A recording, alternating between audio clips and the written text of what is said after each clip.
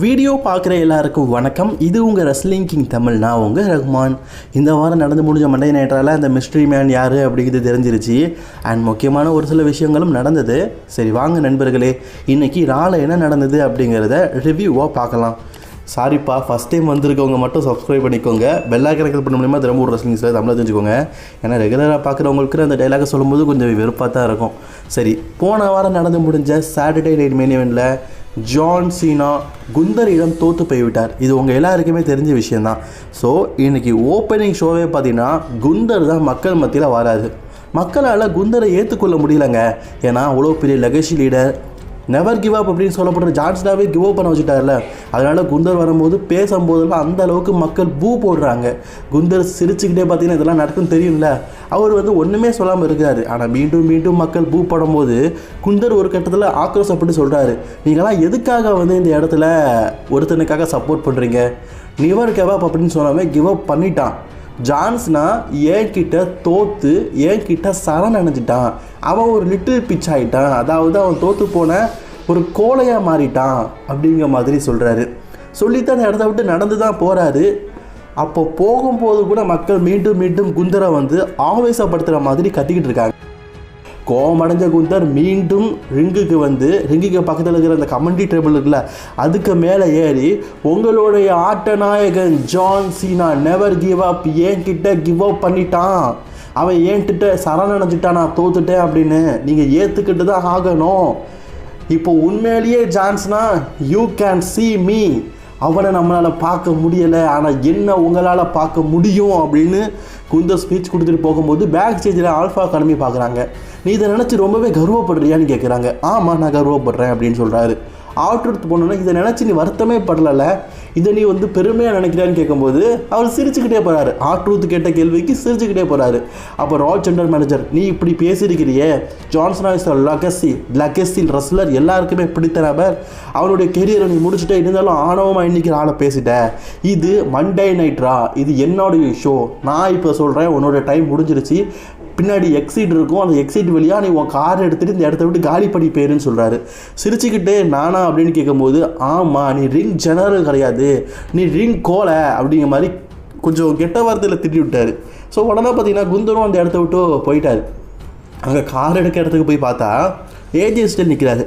உனக்கு என்னப்பா வேணும்னு கேட்கும்போது எனக்கு எதுவுமே வேண்டாம் அப்படின்னு சொல்கிறாரு.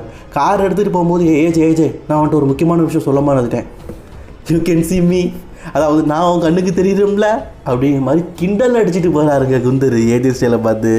நக்கலை பார்த்தியலா. அண்ட் அதுக்கு அடுத்தபடியாக பார்த்தீங்கன்னா main event J Uso and Jimmy Uso இரண்டு பேருமே சேர்ந்து த ஊசோஸாக பிக்கஸ்ட் எவர் match, new day versus Uso, wrestling career ஹிஸ்டரியில் ஒரு பிக்கஸ்ட் மேட்ச். அது இன்னைக்கு மண்டே நைட்டாவுடைய ஓப்பனிங் ஷோ மேட்சாக நடக்கிறது. இது எல்லாருக்குமே தெரிஞ்ச விஷயம் தான், எவ்வளோ பெரிய ரைவரி, எவ்வளோ பெரிய மேட்ச், எத்தனை பேருக்கு பிடிச்ச மேட்ச்னு. ஸோ இந்த மேட்சும் ஆரம்பிக்குது. மேட்சை பற்றி சொல்லணும்னா உண்மையிலேயே ஒரு 20 மினிட்ஸுக்கு மேலே இந்த மேட்சை கூஸ் பம்ப் பண்ண ஆரம்பிச்சிட்டாங்க. ரெண்டு பேரும் ஃபினிஷர் பண்ணுறாங்க, கிக் அவுட் பண்ணுறாங்க, ஃபினிஷர் பண்ணுறாங்க. இந்த ரால டாக்டின் டிவிஷன் உயிரோடு இருக்குது அப்படிங்கிறது ஊசோஸ் வந்ததுக்கு அப்புறம் தாங்க தெரியுது. இப்போ தான் டாக்டிக் டிவிஷன் இருக்கிறதே தெரியுது. உண்மையிலேயே பக்காவாக கொண்டு போயிட்டாங்க. அண்ட் ஃபைனலி எக்ஸேவியர் ரூட் and Kofi Kingston the new டேவை வீழ்த்தி ஊசோஸ் நீண்ட நாளுக்கு அப்புறமா ஒரு மேட்ச்சில் வெற்றி பெற்றிருக்கிறாங்க. இது ஒரு பிக்கஸ்ட் மூமெண்ட் தான். அண்ட் ஏஜே அண்ட் டிராகன் லீயை எதிர்த்து டாக் டீம் சாம்பியன்ஷிப்புக்காக கூடிய சீக்கிரம் மோதவும் போகிறாங்க.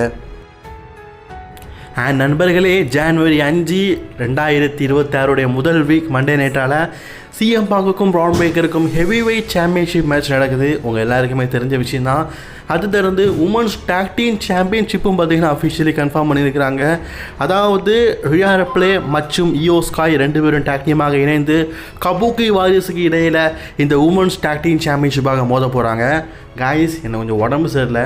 என்னப்பா உனக்கு மட்டும் ஈஸியாக உடம்பு சரியாமல் போகுது அப்படின்னு கேட்டிங்கன்னா, வீட்டில் பிள்ளைங்கள்லாம் இருக்குது, நான் வேறு ஹாஸ்பிட்டலில் வேலை பார்க்குறேன்னா பேஷண்ட் ஈஸியாக பரவிடுது. அதுலேருந்து என் குடும்பத்தில் இருக்க எல்லாருக்கும் பரவி மறுபடியும் எனக்கே வருது. என்னத்தை சொல்ல ஒன்றும் சொல்கிறது இல்லை. அண்ட் அதுக்கு அடுத்தபடியாக டாமினிக் மிஸ்டரி மிஸ்டீரியோ இருக்கிறார்ல, அவர் வந்து பார்த்தீங்கன்னா பேக் ஸ்டேஜில் இன்டர்வியூ கொடுக்குறாரு. அதாவது டாமினிக் மிஸ்டீரியோ என்ன சொல்கிறாருன்னா, குந்தர் வந்து ஜான்சனாவுடைய ஃபைனல் கேரியரை முடிச்சிருக்கலாம், ஆனால் ஜான்சனா கிட்ட இருக்கிற டைட்டில் ஃபைனல் டைம் உருவானது நான் தான். ஸோ அந்த பெருமை எப்போவுமே எனக்கு சேரும். சர்வைவர் சீரிஸ், அதுவும் என்னுடைய ஹோம் டவுனில் என்னுடைய இன்டர் கான்டினென்டல் சாம்பியன்ஷிப்பை ஜான்சனாட்டிருந்து மீண்டும் எனக்கு வந்தது.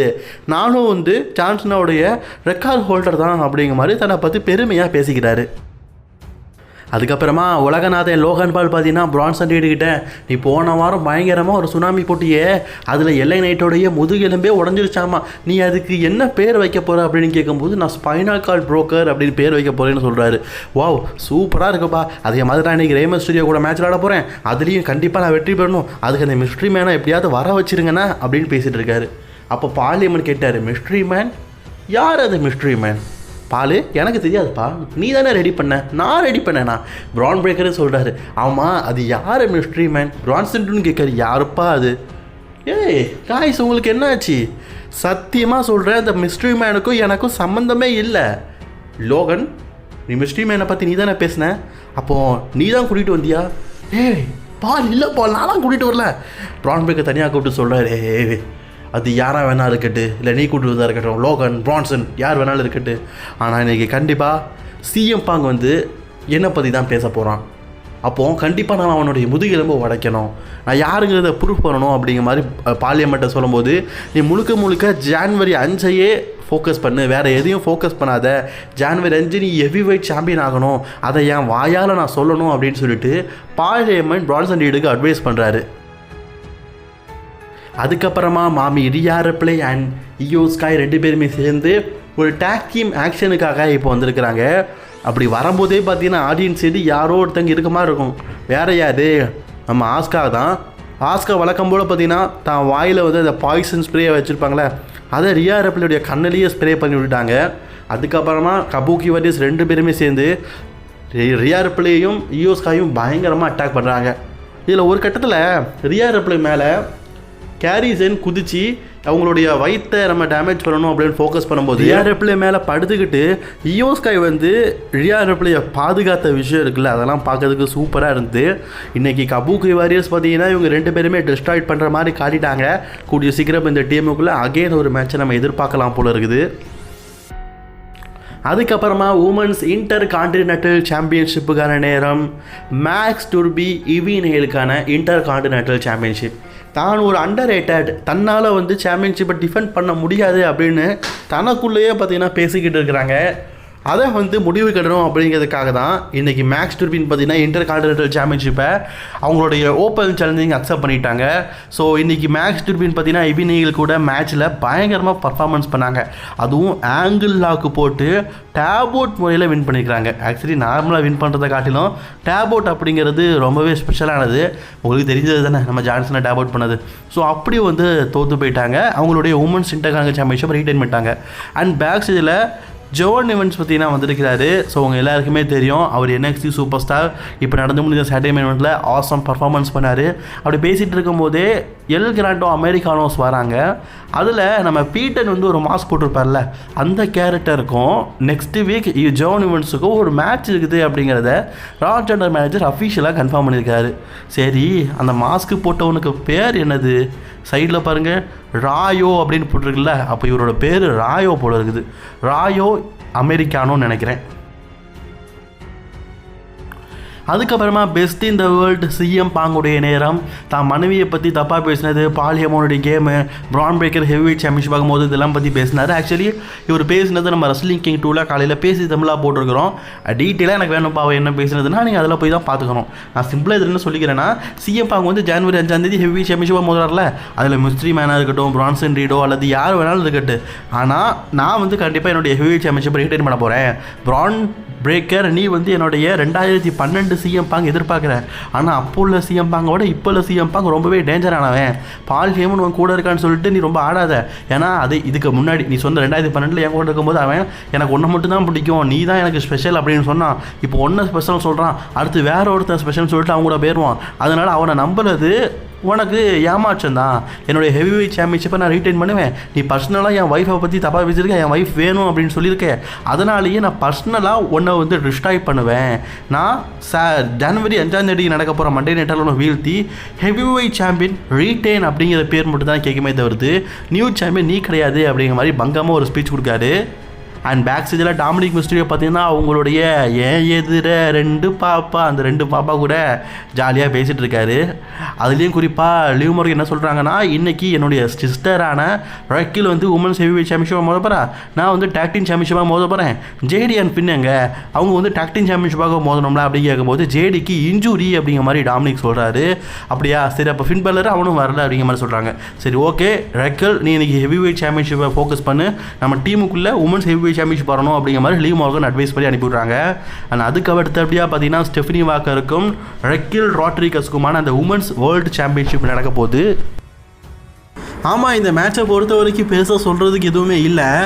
ஏன்னா எப்படியும் தெரியும் இந்த மேட்ச்சில் ரக்கில்லாம் ஹெவி வெயிட் சாம்பியன் ஆக போகிறது இல்லைன்னு. அதனாலே எனக்கு ஒரு பெரிய இன்ட்ரெஸ்டிங்லாம் இல்லை.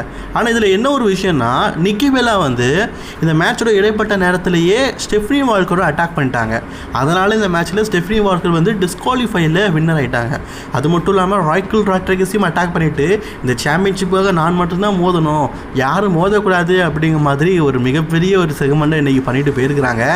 அண்ட் அப்படியே நம்ம பேக் ஸ்டேஜில் பார்த்தோன்னா ரா ஜெனரல் மேனேஜர் வந்து பார்லிமெண்ட்டை கேட்காரு, யார் அந்த மிஸ்ட்ரி மேன் என்கிட்ட சொல்லுன்னு சொல்லும்போது பார்லிமெண்ட் வெக்கமே இல்லாமல் சொல்கிறாரு பாருங்களா, அது செத் ரோலன்ஸ். என்ன நீ விளையாடுறியா, அவன் இன்ஜூரியில் இருக்கா, எப்படி வர முடியும்? செத் ரோலன்ஸ் இல்லாட்டா அது வந்து பெக்கிலிச்சா இருக்கலாம், பெக்கிலிச்சா இல்லாட்டா அது வந்து ஸ்மாக்டவுன் ஜெனரல் மேனேஜர் நிக்கோலஸாக இருக்கலாம், அல்லது அது வந்து ஆட்டூத்தாக இருக்கலாம், இல்லாட்டா சாண்டினோ மொரோமெலாவாக இருக்கலாம் அப்படின்னு சொல்லிட்டு காமெடி பீஸோடைய பேரெலாம் சொல்லிட்டு இருக்காரு.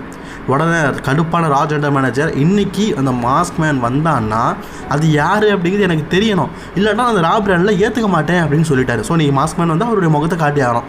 ரியா ரிப்ளே வந்து சொல்கிறாங்க, எனக்கு வந்து ஆஸ்கா கூட ஒரு மேட்ச் வேணும்னு. சரி டான், நெக்ஸ்ட் வீக் நடக்க போகிற மண்டே நைட்டால் நீ வந்து ஆஸ்கா கூட ஒரு மேட்ச் வச்சுக்க, அதை நான் அஃபிஷியலி கன்ஃபார்ம் பண்ணுறேன்னு சொன்ன உடனே ரியா ரிப்ளே சந்தோஷமாக போகிறாங்க. அதுக்கப்புறமா ரெய்மஸ் ஸ்டேடியோடைய நேரம். ரெய்மஸ் ஸ்டேடியோ மெயின் ஈவெண்ட்டில் இன்றைக்கி உலகநாதன் லோகன் பால் எதிர்த்து மோத போகிறாரு. சிஎம் பாங் அட்வைஸ் கொடுக்காரு, நான் பாரு மெயின் ஈவெண்ட்டில் என்ன வேணால் நடக்கலாம், மேபி சொல்ல முடியாது, அந்த மிஸ்ட்ரி மேன் கூட வரலாம், நீ கொஞ்சம் கேர்ஃபுல்லாக இருன்னு சொல்கிறாரு. And Dragon Lee AJ Style கிட்ட ஊசோஸ் கண்டென்ட்டாக செலக்ட் ஆகிட்டாங்க, நீங்கள் எப்போ மோததுக்கு ரெடியாக இருக்கீங்க கேட்கும்போது எனி டைம் நாங்கள் ஒரு நல்ல டிஃபெண்டிங் சாம்பியன் தான், அதனால் எங்களுடைய டாக் டைட்டில் எப்போ வேணாலும் எந்த இடத்துல வேணாலும் நாங்கள் டிஃபெண்ட் பண்ணதுக்கு ரெடியாக இருக்கிறோம், எப்போ வேணாலும் வர சொல்லுங்கள் அப்படிங்கிற மாதிரி ஓப்பன் சேலஞ்சிங்க அக்செப்ட் பண்ணிட்டாங்க. அண்ட் அதே நேரம் நிக்கி பெல்லா பார்த்தீங்கன்னா இன்றைக்கி வந்து எனக்கான வாய்ப்பை நான் கேட்டுட்டேன், எனக்கு மீண்டும் வந்து சாம்பியன்ஷிப்பான வாய்ப்பு வேணும், அதுவும் நெக்ஸ்ட் வீக்கே வேணும், நெக்ஸ்ட் வீக் நான் ஸ்டெஃபனி வால்கரை மோத போகிறேன், நெக்ஸ்ட் வீக் எங்களுக்குள்ள ஒரு மேட்ச் இருக்குது அப்படிங்கிற மாதிரி இவங்க ஒரு ஸ்பீச் கொடுத்துருக்காங்க. அஃபிஷியலாக கன்ஃபார்ம் பண்ணலை. And next week holiday.